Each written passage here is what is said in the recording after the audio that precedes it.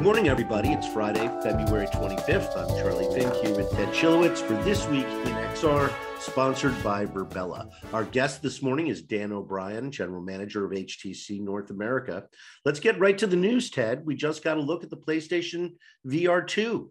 Yeah, sexy, right? And certainly evolved. The lineage very much looks like an evolution of the product. It still has that same headset design with the kind of ring hanging thing, and the now you can see the trackers on it, and the new advanced controllers, which was obviously a big downside of the first PlayStation VR, is they have to have real controllers now. But Charlie, still tethered, and no announcement of any sort of accessory to make it not tethered, which I still have a belief will be coming. Yeah, I hope so, because it's a real drawback, and you give up, even though you give up a lot of performance by untethering. Mm-hmm. I still think it's worth it. It makes the headset portable. It's the people, PlayStation people want to do the thing together. Right. There's a big social aspect to it. So I think they're going to have to figure that part out. But the specs are just delicious. Yeah, 2K per 3D eye. audio, 4K resolution, mm-hmm. Very high frame rate. So it looks like it's going to be a winner for them. And even though I think they've fallen a little behind Oculus, not that far behind. And they still have this giant install base of 150,000 PlayStations out there that you could... 150 million. Yeah, sorry. 150 million, which is a lot, right? That's almost half the country. It's massive, yeah. And PlayStation 5s, they still can't catch up on demand. Right? They're still back ordered, still hard to get a PlayStation 5. And that there's, depending on the price point of this thing, which will likely be fairly modest, because that's kind of what they're targeting. They didn't say what the street date is or what the price is. Right. Analysts speculate it'll be $399 to $499. They want to keep it under that kind of critical $500 threshold and try and make it competitive, at least with the Quest. I don't think they're going to go to the extent that Meta has in underwriting it, but yeah, it'll be actually interesting to see. As our job is to speculate a little bit about this on these Friday mornings, our time. Just a little speculation on our part. Do they actually go? Look, the specs, especially the visual specs at 2K per eye, means a very sophisticated device. Now, Sony does make that gear, right? They make the OLEDs that actually go into these headsets, so they can subsidize it. But an open question is, will it be a $599 device? And simply because they probably still can't keep up with demand. So I don't know. Is it dependent on the PlayStation 5, or can they do any? My impression was it would work on any of the legacy PlayStation 4s. But will it drive at that resolution? Clear about that yesterday. Yeah, and I don't think that we haven't had an answer on will it drive at 2K per eye resolution on a PlayStation 4, or is it requiring a PlayStation 5, which I don't know the answer to that either. Yeah, they left out some stuff, but very exciting. Nice to see another company doubling down on the consumer VR space. Absolutely. But it's a little scary out there if you read any of the tech news, which every day throws another shovelful of dirt onto the company formerly known as Facebook, because I think that the Gartner Trowel of Disillusion, goes from technology trigger to wild overinflated enthusiasm, and then comes the trowel of disillusion before a product is really commercial, where the idea will languish until it starts to be a real product. Right. And then it crawls its way back to relevance. But the fall of the metaverse idea, has been kind of astounding, maybe just because of the scale of its heat. Yeah. And I think, we were both concerned with how quickly they were trying to ramp into something that is largely undefined and, well, let's call it, it's predefined by the internet. We know that the pieces and parts of the internet are messy and they have lots of tentacles, right? And for one company, even with the wherewithal of now Meta, $10 billion / Facebook, the artist formerly known as Facebook, as we would say, starts to take a real stance at it and commit huge dollars into making it. There's an interesting, very moment of excitement, and then a real concern about how are you going to actually tackle that. Right. And now we're sort of seeing that. But what they showed, over the last day or so now with their new procedural worlds voice thing. One thing I will say about them is we're never short of things to talk about every week. This is true. Every corner of their XR business has press releases coming at you like a speeding bullet. And this week we had a very, very interesting AI announcement and some test video of people in one of their maker rooms constructing a world with verbal commands. Right. So, they were builder bot, I'd like a beach scene. Boom, there's a beach scene. Builder bot, I need a chair. Boom, there's a chair. So it would make building a lot more accessible and sort of a game in itself, which could be very, very powerful for user-generated content. Yeah, for those that haven't seen the demos, just go search for it and watch it. It's in my column. It's in the column today, right? Yeah, it's intriguing. Sorry? It's intriguing, and I think it's a valuable sort of step forward within the social fabric of this stuff, right? You and I could literally sit together in VR and build a fun little place to hang out for a half hour or a day or a month or a year, popping in and out of it, and keep procedurally building on it, which is I think it's fascinating. I think it's a good step forward. No, I think they are laser focused on user generated content. Mm-hmm. They know if Horizon is going to catch up to VR chat and other platforms like Rec Room, who have a 5-year lead, they have really got to nail user generated content and quickly, so that there is more of a there. Yeah. But they are throwing money at it and everything else in XR at a pace never seen before. Never seen before, right? So, and speaking of our friends at VR chat, the darker side of VR chat is topical today, right? Oh yeah, the BBC article, which honestly I had a few problems with. Yeah, came out on Monday and sort of like, another story about people being groped in VR, right? No big deal. Was how I read it, and it ignited a furor. I was completely wrong about how that story was going to land. Yeah. And it actually provoked a lot of response from the VR chat community explaining their so-called adult zone. Mm-hmm. So I don't know, probably a tempest in a teapot, but I think it shows, the potential for young people to face not just adult content, but adult misinformation, con men, pedophiles, right? This falls into that. It's sort of like being groped by an avatar. Okay, it bothers some people, but it really is not the same as the real world. Nonetheless, it shows what could be there, right? What if it wasn't adult content? What if it was violence? Right. So, right. And yeah, you get into this philosophical sort of discussion around, as we start to make virtual reality parts of our lives in more and more critical and important ways, and we start accepting, just like you and I on this video chat start to accept that this is the real world, right? Yeah. And this has become a worldwide phenomenon. If you do things that are completely inappropriate inside a virtual environment, should it have the same consequences as doing that in a physical environment? And it's an interesting, philosophical discussion. There are so many little kids running around in VR right now. Yep. Right. If you go into Horizon, or Rec Room, right? Rec Room's a perfect example of that. In Horizon, either work for Facebook, are world builders in other contexts, or they're kids. Right. And I constantly have them commenting on my avatar. What's an old guy doing in here?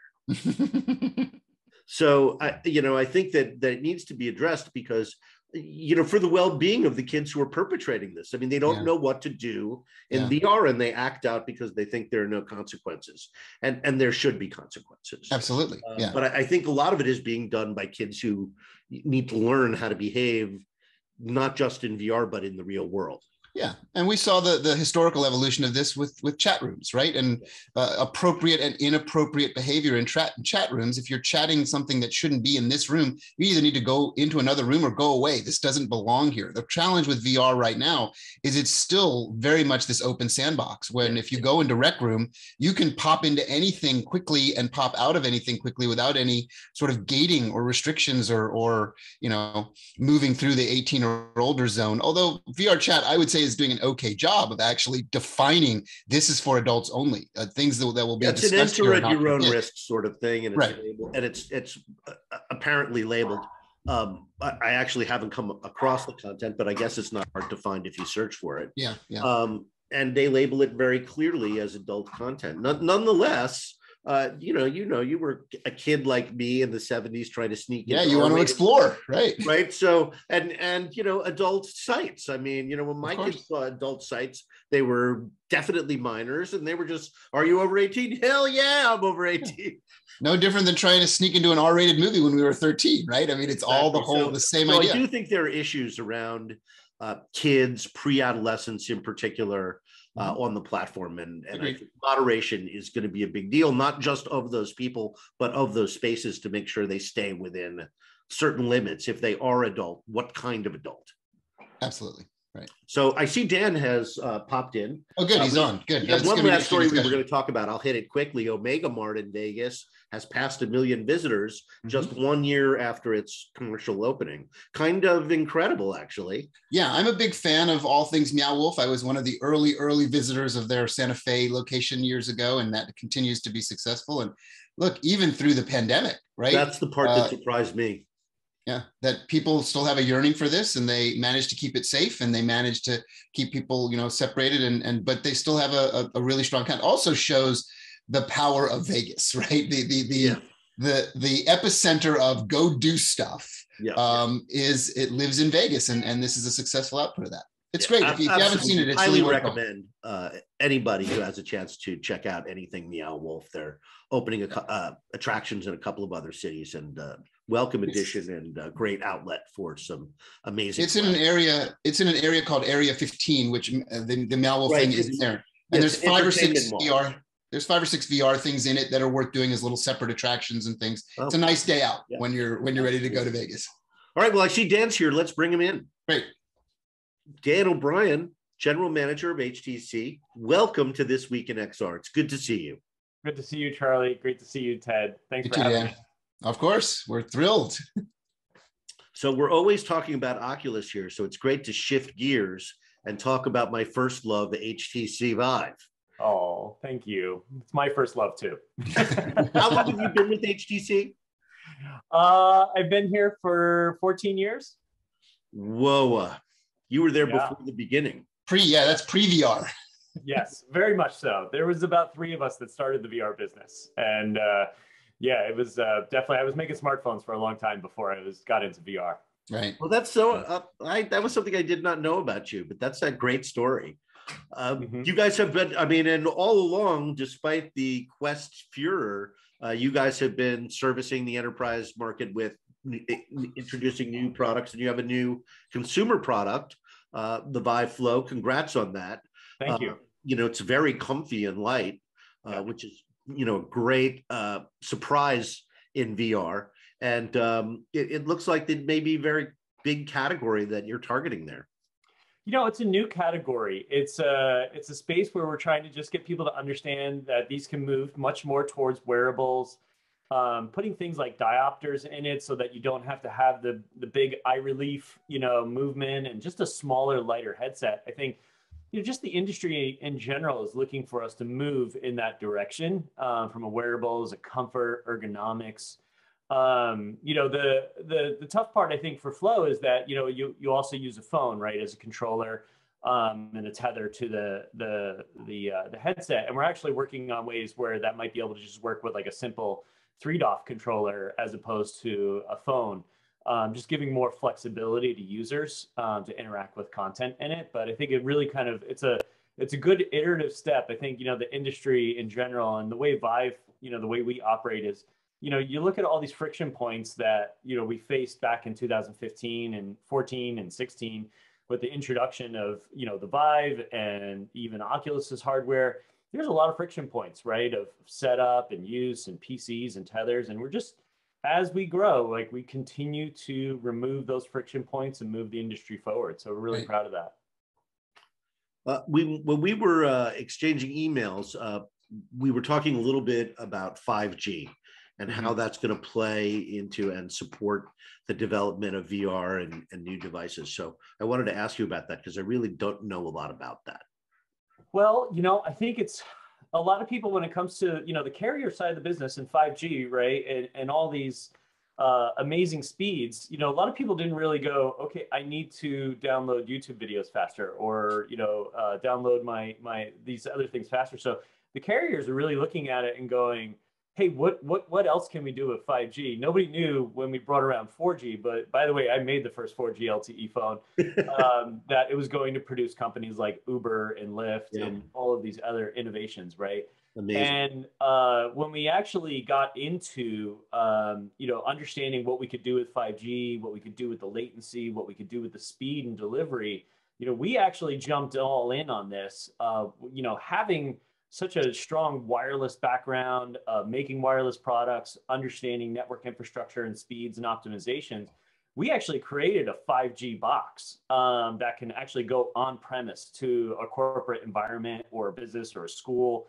And we can create a 5G cloud, a mobile, private 5G cloud. So say you wanted it to be Charlie Fink's, 5G, right. Cloud, right? We actually had at CES this year, we had a 12 millisecond round trip from 6 miles away, running content directly to a headset at 90 frames per second over the air. And that was really to kind of just show companies, one, how we could be a data and service provider, right, of being able to come on campus. We did that partnership with Lumen Technologies as well from a backhaul standpoint. And, we wanted to show how the future of content delivery, because to get to these, flow-like products, right, these lighter wearables, the Oculus sunglasses, right, or the Facebook sunglasses. Like, if you really want to get to AR headsets that people are wearing and walking around in, or VR headsets that are these lightweight, easy ergonomic, interactions, you still need to solve getting the content to these headsets, right? Yeah. And so this 5G solution that we actually created, and we're the first ones to ever do this globally, over a live signal, we actually can deliver content over the air at frame rate that keeps people feeling good and doesn't cause those nausea effects to these headsets. And so that's going to allow these headsets to get lighter. It's going to get, you're going to be able to take all kinds of. Right. That's what Qualcomm has been calling dual compute. Right. That when you're in an environment like that, you can offload a lot of computing and use much lighter devices to take advantage of the ability to get content on the fly with zero latency, which is really never been possible before. Right. And I mean, if you think about it, we've gone from a 3-in-1 5-meter cable that was a custom cable to be able to round trip that content into a headset to now a cloud delivering it. Like, that is phenomenal innovation. Like, people really don't understand how hard that actually is. And, HTC, some people look at us and go, why aren't they doing this, and this? Well, we're actually solving a massive problem to really move that industry forward into that mass adoption. You're never going to get there with tethers, right? And base stations and power this and power that, or, these heavy PCs or laptops. Like, you need to get to these, we need to get to wireless. We need to get to these lighter products. And we need to be able to, we know what's good content. We know what's good quality, right? And so we need to be able to solve those problems at that quality level. So we're really proud of that work. Yeah, it's interesting as you start to look at pop-up events and things where you can actually deploy that kind of technology and bring it into areas, like you said, schools and into industry areas and things where it just makes sense. We need to do this and we need to do it quick and we need to deploy this in a way that's seamless and the users don't feel like they have to do a lot of sort of setup steps, right? It's an interesting future. Well, if you think about, like, Arizona State University is making huge progress, right, on their campus with doing STEM and biology and classes. And I think they've gone from 500 students in VR classes to they're going to 1,000 students. Like, they're scaling, and they need scalable technology that will actually allow them to start doing that. We work with major corporate and enterprise customers that data and infrastructure is their main pain point. And so how do you do that? And so now you think about CDNs and content delivery and MDMs for, mobile device management, and being able to actually, say you are a major corporation or a business or a school, and you just need these modules, right? These classes. And instead of students now trying to download it, offload it to the onboard memory and do all these things, you can actually just open up these classes and let the kids take them online and actually stream the content directly from the cloud. Like, that's a game changer, for these, environments and these corporate environments to be able to deploy at scale, whether they're a bank or a pharmaceutical or automotive or university. That makes a lot of sense to us. The idea of doing what we do with our typical traditional compute today, and how seamless and over the air it all feels and how instantaneous it all feels. It seems like you have a philosophy that's moving into that for virtual reality, mixed reality, and the hardware providers like Qualcomm, Charlie mentioned, have that vision as well, and the mobile carrier providers have that vision as well. So you've got this sort of triad of technology groups that understand how to figure out moving from where we sit today to moving where we go tomorrow, which is, thank God you're there to do it, to pull it off. Right? Convergence. Convergence, right, Charlie? Convergence, exactly. Well, it's interesting too. We talk to people and they, it's, the fact that we actually know how to make what we call radiated devices, right? Smartphones, right? And now we know how, we could make a radiated all-in-one headset very easily, but, is the industry ready for a radiated headset? I'm not quite sure. Like, we're looking at it from a tether perspective where you can actually add 5G, not necessarily forcing people to use eye tracking right away or facial tracking right away, like give people to open up the ecosystem and kind of choose their technology burden and what they want to take on. And, I think, we're working towards that. And the carriers are very receptive too with enterprise customers initially with the 5G solution and the private 5G solution, because they see value in that. They can immediately find cost efficiencies. They can find training, efficiencies. They can save money, right? This is technology that, from a burden perspective on their side, from a P&L, is like the cost of first class plane tickets, right? Yeah. Well, they've also got a very large install base to upgrade. Right. They don't have to prospect for new business customers. They just have to serve the new technology to their existing customers. Yeah. Shifting gears a little bit, how big is the enterprise? How fast is the enterprise business growing?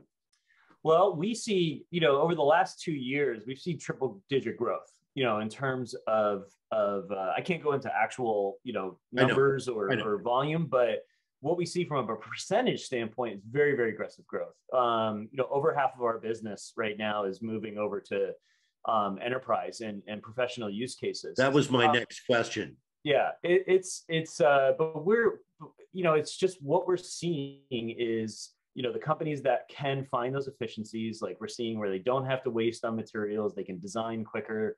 We're seeing the collaboration that's really growing. Vive Sync is being adopted, being used, other applications. That's your remote conference platform. Yeah, it's the ability for companies to be able to have internal meetings. Like, we have meetings in Vive Sync all the time. They're fun. We actually laugh a lot when we're in those meetings, because it's an engagement level that you just don't even have, right? With this work from home model. And I know we're going to go into a much more hybrid model, but I think it's great that people have the ability and the options to, attend these meetings virtually, or even in a 2D format or a phone format, like giving people that flexibility to work across all these different platforms. Is really fun, and a lot of like these chief learning officers that work at these major corporations, whether it's an Amazon, an Accenture, or whatever, like they're looking for the new tools that are going to keep people engaged, keep people, active, keep training levels up high, because they can't send them to training. Some of these companies, they have minimum requirements of 40 plus hours a year of training, right? And now you're getting more effective training, less cost, and better outputs from it. So I think all really good stuff when it comes to that. We're seeing training kind of go, really training and education, I kind of put into the same bucket, and they just go across all the verticals, whether it's healthcare, automotive, aerospace. So is that kind of the that your sales team takes when they're approaching a new client, is to go in through the education group or training, because that's kind of low hanging fruit. And once you get in there with that, then they start finding applications for you. Oh, yeah, no, and there's companies that really have a strong point of view. You know, the automotive space had a strong point of view back in 2015. They told us everything that was wrong with the original Vive, right? And that was what we made Pro, right? Like, all right, let's make Pro. This is, you know, that was all based on. And now you have Pro 2, right? Came out last year. Yeah. And Pro 2 was actually built off of the requirements that a lot of the aerospace and larger scale enterprise and automotive informed us, and healthcare. Those are the kind of the three main customer bases that actually informed the decisions that made Pro 2, because they really needed the resolution jump, and they needed a wider field of view. So we solved those problems because we could. And then, but just in general, like what we do see right now, most of the companies are looking for a way to increase training or have more improved training, or upskill training where it's really difficult training. And so, you know, we are seeing that across the board, where people want to look at, I mean, Walmart was a great example, you know, with Striver, you know, they deployed 18,000, you know, headsets into Walmart to train, you know, employees on soft skills and some of the hard skills. You know, we see UPS, we see a lot of companies moving in that direction where they can actually train safety training, stress training. Companies like Axon, you know, they're really taking on how to high stress situations for safety officers and police officers, and trying to actually, you know, train them at a higher frequency. You know, all these things with defund the police. The first thing that gets cut when they defund the police is training, right? And it's not hardware, it's not bullets, it's not all these other things. So now you're really starting to take away from the things that are probably supposed to give you the most experience in the field. And now with VR, you know, you have this ability to do the stress training, to do the high environment training, to actually train officers to go into much less lethal kind of fight or flight, you know, motions and activities, and have safer outcomes. Like, this is all great work, you know, that is being done from a training perspective. How important is the Focus, which is your standalone product, to that strategy? Focus 3 has been a great addition. It's actually, the adoption level on it has been phenomenal. We're very happy with the reviews. You know, of course, everybody tells us it's expensive, but you know, the hardware, truthfully, is very expensive. VR hardware, whether it's a PC VR headset, an all-in-one headset, it's all very expensive. Some companies are. What is the price point? It's $1,300. I'm surprised that an enterprise is concerned about saving $500 or $600. That I mean, for the market you're touching, that is not expensive in any way, shape, or form. It's correct. It's not we feel the same way. And in reality, what was the old rule of thumb when it came to enterprise and professional was that, or B2B, was if you could make this investment and return and get the return on it within 18 months, it was a good investment. We're seeing companies that are getting their return within about 3 to 6. You know, like, it's becoming a no-brainer. Yeah. So what we do find, though, just kind of looking at the different modules and looking at Focus 3 and the hardware, we really wanted to solve a lot of those ergonomics. You know, we wanted to solve the performance level, and we wanted to solve a headset that could actually be used for like 10 hours, 8 hours a day. You know, so that's why we did all the things we did around gaskets and sanitation and hygiene with it, and then the batteries. We're really proud of that headset. It's being adopted at a very, very healthy rate. Enterprises, you know, that really want to bring in the best hardware that actually has what I would call a very healthy life cycle. It's going to stay in the market for a while. And they're not looking at consumer hardware that's iterating every year. It gives enterprise and B2B companies a lot of safe, you know, haven to just make a good decision on hardware that's going to last a good amount of time. And it's actually future-proofed in a lot of ways. So last topic, Dan, and then we've got to wrap up. What is HTC's, or what is your personal, let me put it another way, your personal view of metaverse mania, and whether HTC has altered or added to its plans because of its emergence, or do you think it's headed for a trough of disillusion all its own?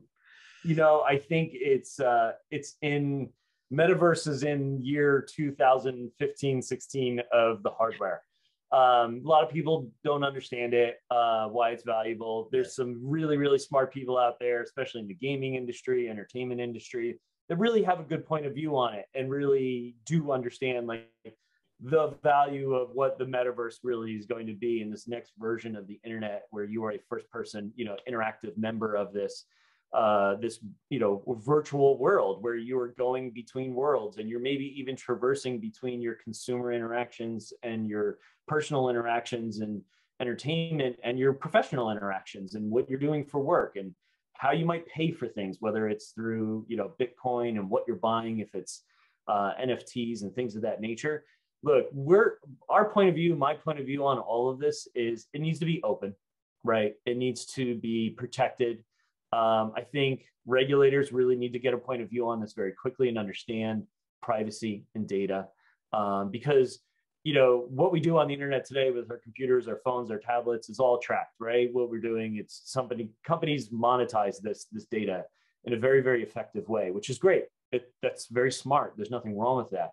But when it comes to the metaverse and when it comes to all of these things and what we're going to be able to track and what we're going to be able to see is even more. It's even more personal, right? We're going to be able to see what your pupils are looking at. We're going to be able to see what you're doing, what you're saying, things of that nature. So data and privacy for us and the metaverse is paramount. We want to create our version of the metaverse and how we can participate with all the other players in a way where companies and consumers feel really safe interacting in our products, interacting in content and experiences that are in what we call the Viveverse. And, and that's what we want, right? We want companies to come in, brands to come in, we want carriers to come in, and we want, consumers to come in there and interact and find a lot of enjoyment. But, our brand, looking at that triangle, it's about humanity, innovation, and technology. We went into VR and technology because we wanted to bring technology that would actually bring value, right, to humans and humanity and mankind. And, that's why we focused so many areas of like health and wellness, healthcare and enterprise and professional. Like we want to bring valuable technology, not just another thing to go play a shooter game with, right? We want to play in the entertainment. We want to do the consumer, functions and products, but we truly want to actually bring value, and we want to protect users and their data and their rights. Thank you very much, Dan. Completely agree with you. Great to have you on the show. Thanks for making time for us this morning. I really, really enjoyed this conversation. We'll have you back great. soon. Thanks, Charlie. Thanks, Ted. Sure. All right, everybody. That's our show this week. We'll see you next Friday. I will be on AWE Live at noon to chat about the week's news and broadcast the podcast. So hopefully we'll see you there. Have a great weekend, everybody. Bye. See you next week, everyone. Bye-bye. Bye.